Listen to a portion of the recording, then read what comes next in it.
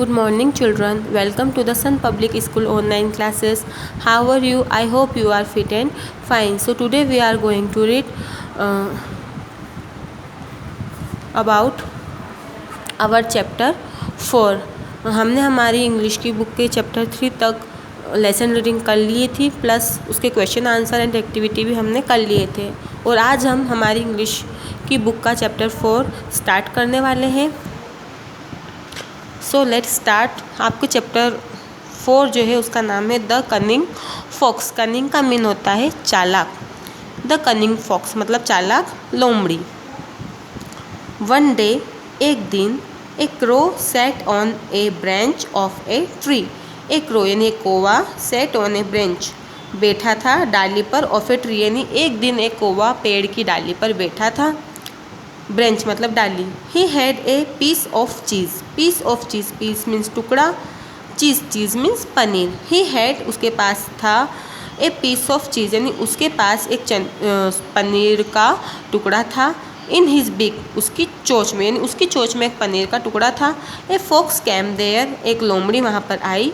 She सा और उसने देखा द पीस ऑफ चीज़ पनीर का टुकड़ा इन द क्रॉस बिग कौवे की चोंच में। बीक मतलब चोंच। उसने कौवे की चोंच में एक पनीर का टुकड़ा देखा।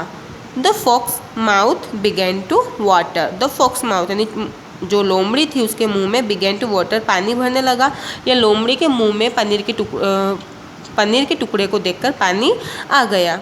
शी वॉन्टेड वह चाहती थी टू टेक लेना द पीस ऑफ चीज़ वह पनीर का टुकड़ा लेना चाहती थी।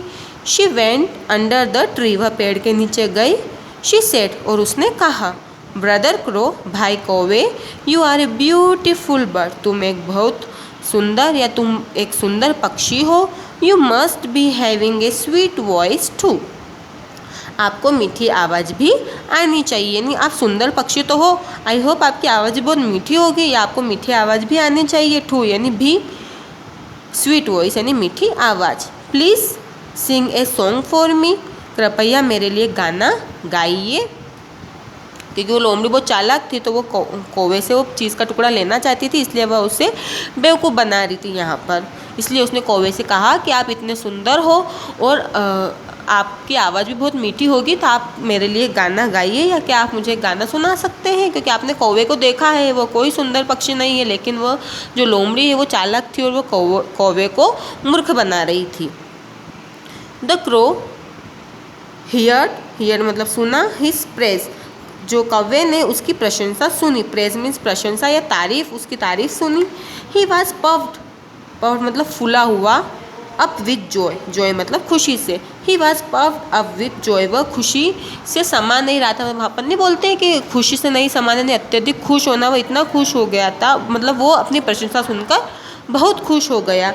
ही ओपन हिज बिग उसने अपनी चोंच खोली टू सिंग गाना गाने के लिए। उसने अपनी चोंच को खोला गाना गाने के लिए। The piece of cheese fell upon the ground. The piece of cheese यानी जो पनीर का टुकड़ा था फेल गिर गया अपॉन द ग्राउंड यानी ज़मीन के ऊपर। अब जैसे ही उसने गाना गाने के लिए अपनी चोंच को खोला तो वो जो उसके चोंच में पनीर का जो टुकड़ा था वह ज़मीन पर गिर गया। The clever fox picked up और जो चालाक लोमड़ी थी उसने उसे उठाया। द पीस ऑफ चीज़ यानी चालाक लोमड़ी ने पनीर के टुकड़े को उठाया एंड वेंट अवे और वहाँ से दूर चली गई हैप्पीली खुशी खुशी। क्योंकि वो चाहती थी कि वो पनीर का टुकड़ा उसे मिल जाए, इसलिए उसने कौवे को मूर्ख बनाया, उसकी झूठी तारीफ़ की। और जैसे ही उसने गाना गाने के लिए अपनी चोंच खोली वह पनीर का टुकड़ा उसकी चोंच से नीचे गिर गया और जो चालाक लोमड़ी थी उसने उस पनीर के टुकड़े को उठाया और वहाँ से खुशी खुशी दूर चली गई। The foolish crow now repeated on his folly. The foolish crow यानी जो मूर्ख कौवा था नाउ अभी रिपीटेड ऑन हिज फॉली यानी मूर्ख कौवे ने अब अपनी मूर्खता पर दोहराया। ये ऐसा इस लाइन का मीनिंग निकलता है, लेकिन अगर इस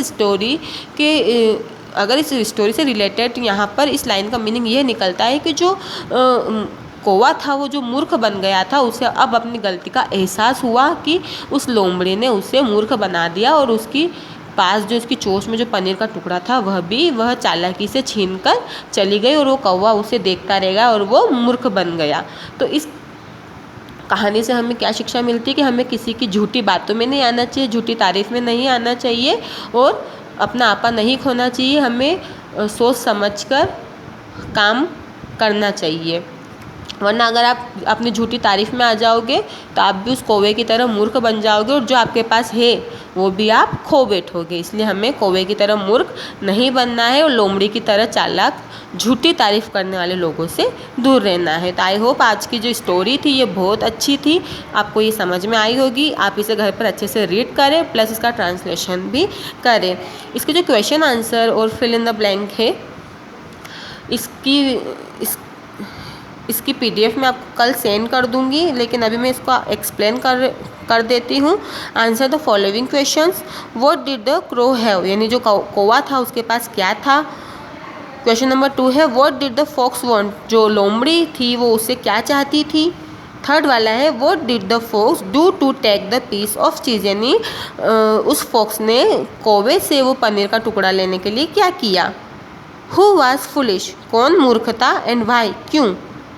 फिर 5 वाला है what message do you get from the story, और इस कहानी से आपको क्या मैसेज मिलता है। तो ये 5 क्वेश्चन है जिसके PDF में आपको जिसके आंसर मैं PDF के थ्रू आपको नेक्स्ट वीडियो में सेंड कर दूंगी। So thank you. हमारा चैप्टर यहीं पर ख़त्म होता है। आई होप आपको आज की वीडियो अच्छी लगी होगी।